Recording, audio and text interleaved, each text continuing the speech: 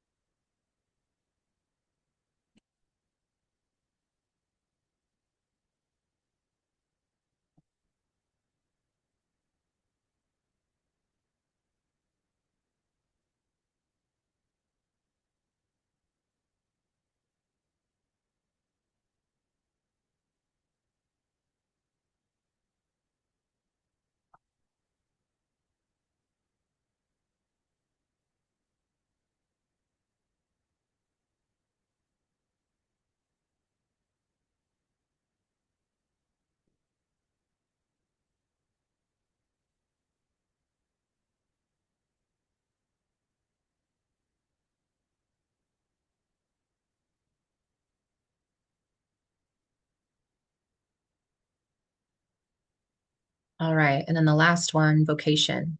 What matters to you plus what you can be paid for.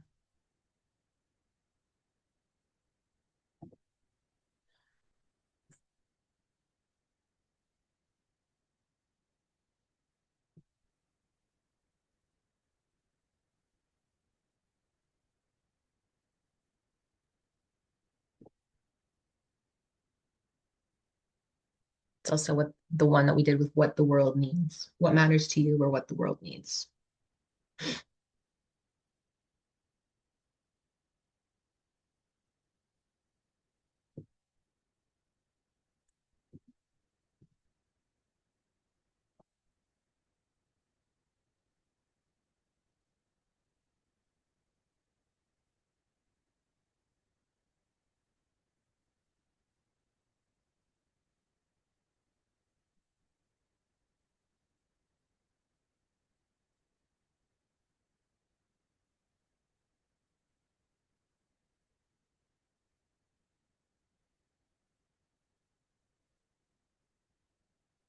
All right.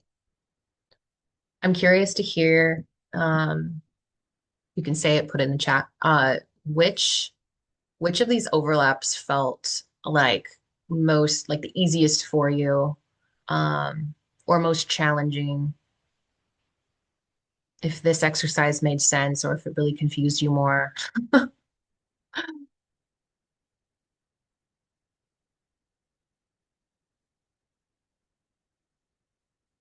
We're not quite done with it yet, but we're going to put it all together next. But um, first two are easier to see the overlap. Yeah, this just kind of brings an awareness. It's just meant to bring an awareness and noticing patterns, or maybe like a lack of a pattern or divide or something. Um, yeah, vocation. Yeah, I'm realizing that was maybe confusing. Mission was easier.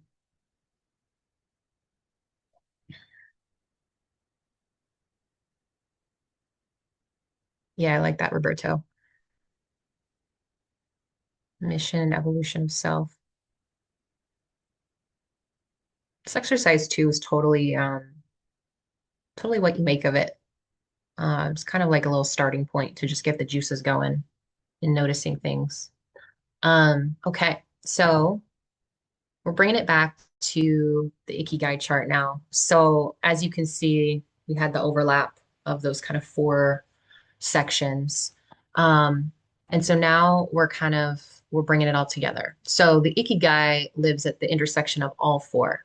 Um, but that doesn't necessarily appear overnight. Or some of those sections maybe were more clear for you than others.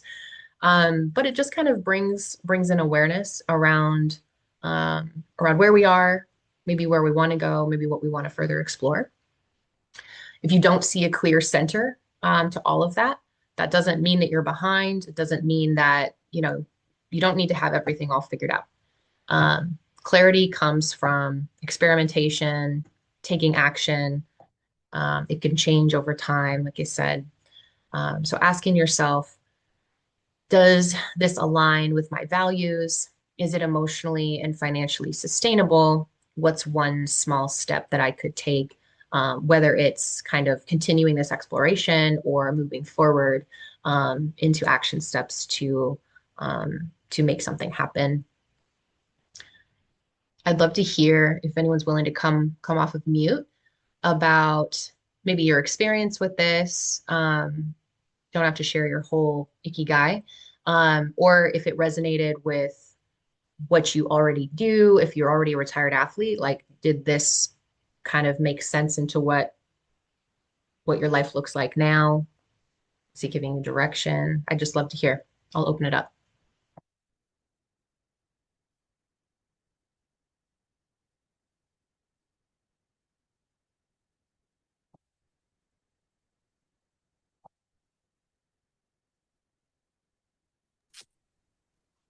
Sure, I'll go. Can you hear me okay? Yeah, thanks, Roberto. Um, yeah, first, Happy New Year to everybody. So yeah, this is a fun exercise. I've actually done this a few times or something like this, not spot on. Um, so yeah, what I would say for me as a retired athlete for it'll be 10 years this July is like I kind of went through a similar process where I try to figure out like what is my mission or what do I want to do and and it came down to my sport with athletics or track and field. So it was just trying to give back to the sport that had given me so much and then trying to work backwards from whatever that meant abstractly to where I currently was and like trying to fill in the gaps of what potential skill sets and gaps I had. And then do I which sector do I go in? Do I just do the relatively easy thing, get a job within the running industry, like with a major brand like Nike or whatever, and while there's some security in that, like, is it fulfilling for whatever mission it is I wanted, which was to really give back and have feel that impact by just selling people sports wear and shoes and whatever, even at the higher level. So it came down to like, all right, I'm really good with people. I like to see people's evolution from day zero to day X as far as them growing in their confidence and their ability within themselves to achieve whatever their running goal is. Because if you're given 100%, your 100% is no different than Kipchoge. Only his obviously equals the world record and yours does not, but that's still the same sort of journey. So like, how can I get in that? So yeah. Anyway, so I was able to kind of marry that into a sort of career. And then even within that, I knew that wherever I was at year one or month six wasn't where I was going to be at month month 12 or year two or etc. So yeah, through my, I guess I would say Ikigai, which I'm still on that mission of self-evolution as evolution as I wrote. I'm just continuing to like elevate what that passion and mission means for me and combining all into like my profession. That's why I put which is fairly broad, like global brand ambassador, because I'm able to bring those skill sets as they grow year over year and experiences working with different brands and individuals just to higher levels. And yeah, to your point, it does help also speaking different languages, but that's something that I work at. So, in the last 10 years, I've been able to pick up a couple more languages and I hope to pick up more as well, just because it breaks down barriers that would otherwise be there, even if English is the universal business language. So yeah, just like keep working on myself and never be a finished product. Thank you so much for sharing that. What like really stood out to me about how you broke down kind of how you got to where you are and finding that fulfillment is like it sounds like it started with your mission. Um, like that was like the first thing. Like you knew what your mission was, like you wanted to give back to the sport. And then you were like, um, what gaps can I fill? And then you thought about your skills and then your passion about, you're good with people and then helping them reach their goals and not like bringing it back to kind of your own self evolution. So I thought that was really cool how, you started with one and it kind of you backtracked it like kind of filled in the rest. So I wonder if anyone else, when you were doing this exercise, if there was something that came easier to you, like whether it was like your mission or maybe it's your passion or your profession or what was on the vocation. Was there one that stood out to you the most that was easiest? And then maybe did you do the same thing where it was kind of like things kind of fell into place from there? Or I'm wondering if anyone else's experience is kind of the same. Can you hear me? Yes. Okay. Hi, I'm Petra. I'm in track and field. But yeah, the mission and passion and what I loved was like, I think it was Roberto um uh, mentioned that like getting back to the sport. And I started coaching at like 17, getting back to my high school. But that was something that I knew that I wanted to do and had a mission for like giving back and helping athletes. So I decided to, while I was um, like going to school, doing my bachelor's and master's for kinesiology, that was something that I really knew. Like I knew that even now, like I want to serve and help athletes because I saw the needs of like the injustice in the system and like specifically that athletes needed the support with, and also from like my own experience too.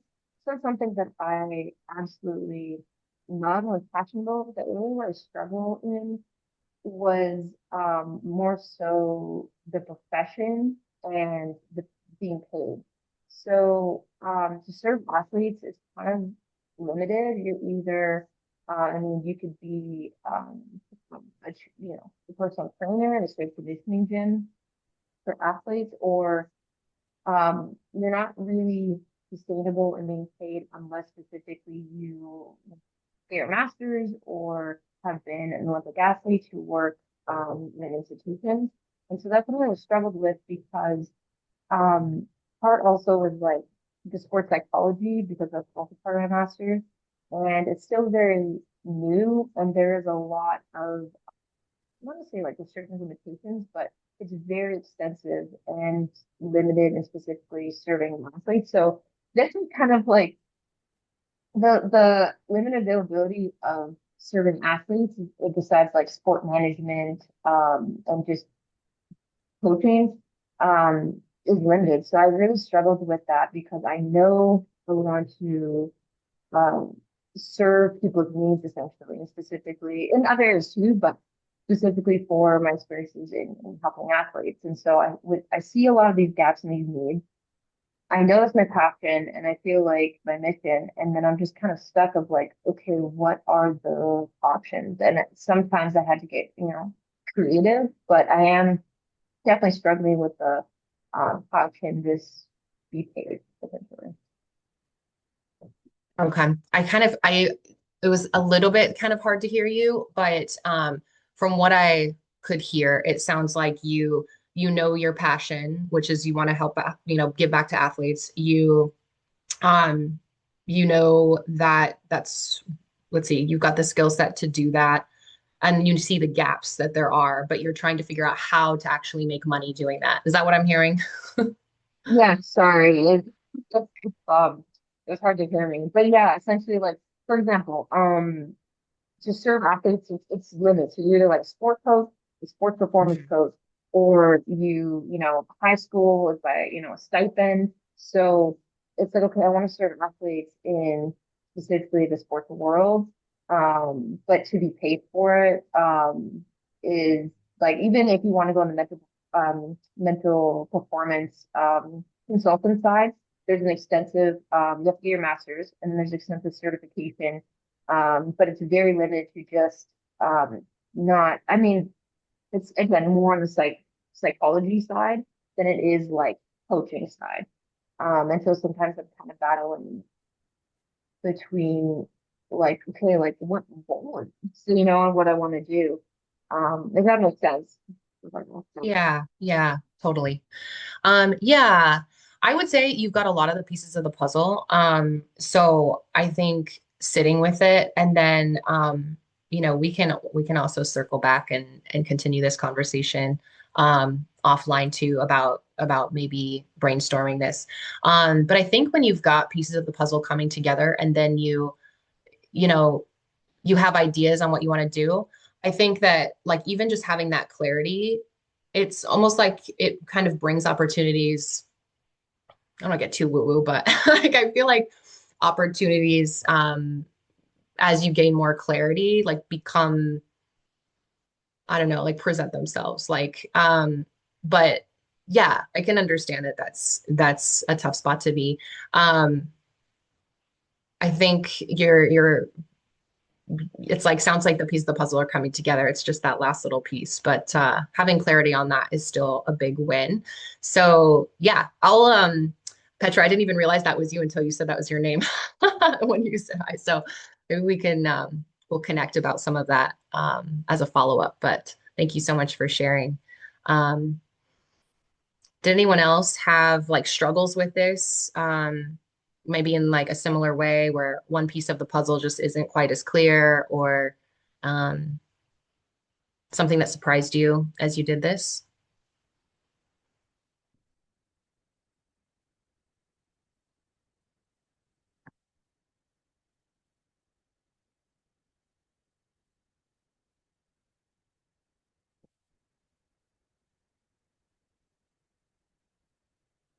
I think as I was doing it, kind of alongside you guys, um, I was kind of trying to just write things down. Like I kind of have my own idea of where I'm at, and in a really good place, with feeling fulfilled. But I tried to kind of like fill it out just generically, kind of as we went, without that in mind. And as we were kind of putting those connections together, looking for those connections, I was kind of pleasantly surprised that it did kind of match up already with what I've got going on. So it was a nice feeling, but it did make me think a little bit more. Anyone else? Yeah, Katie, can you hear me? Yeah. Okay. One thing I would say is that I noticed like myself, I think this is the part of the athlete in me too that's like, oh, I need to have the plan. I know the way. This is all my mission, vision, profession, passion.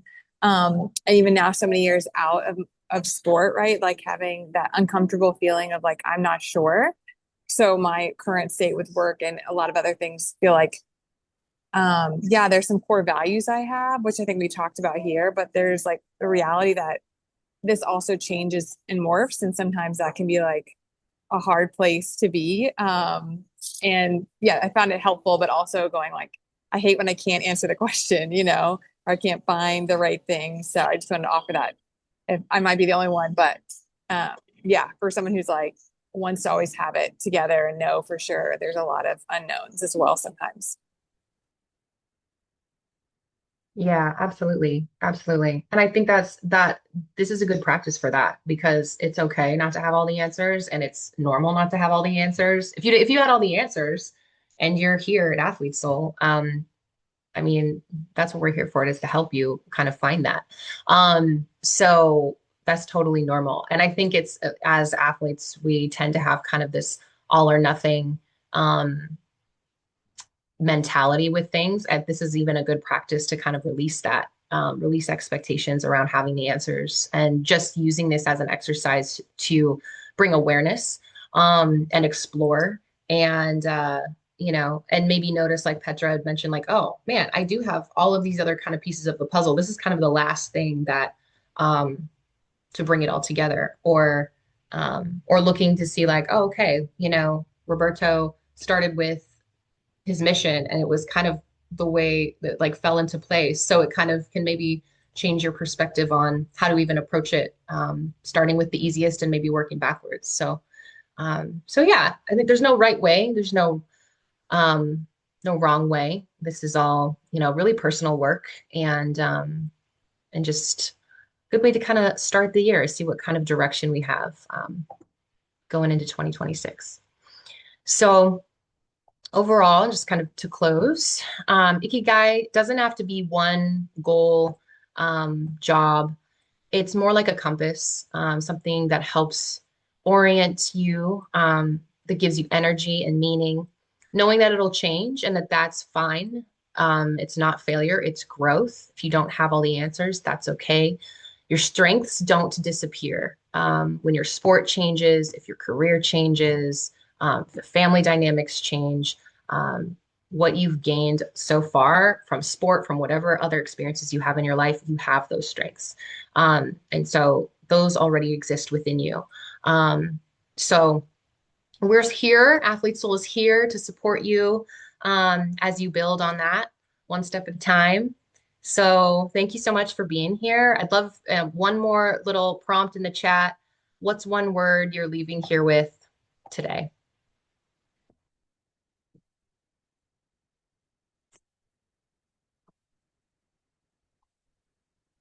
Gratitude. Thanks, Roberto.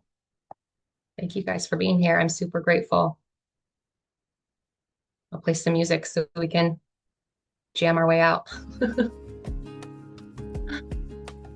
Clarity, excitement. Awesome. Thanks, guys. Enjoy the rest of your Friday and weekend. Thanks for being here.